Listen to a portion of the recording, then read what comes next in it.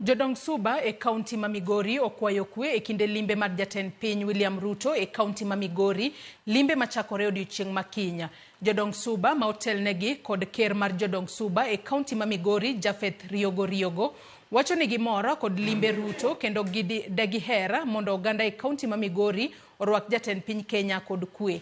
Giwacho ni chenro mag dongruok ma ikelo kod jatend piny Kenya e kaunti ma Migori thoth kendo gimor kod riwruok ma jotelo ma oyier e kaunti ma Migori onyiso ma gidhi giomo dongruok e piny owacho mamalo.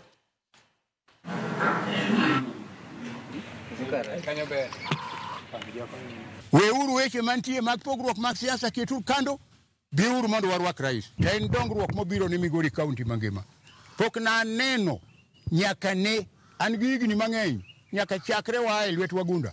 Pok na neno rais mabiro makelo ni sub county te dongruok e mula achiel.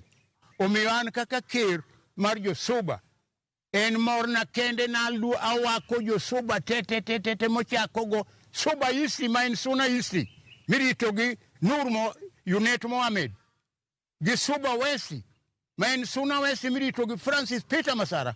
Na kwayo kwe makende mondo wanyis hera gi mbola gi rwako rais. Wakwayo kwe makende kuom vijendewa kod jowa duto te, kwa goero kamano ni gavana wa kuom riwo wabunge duto te mage mondo gikelnwa maendeleo ka gikelo jaduong' kaeri.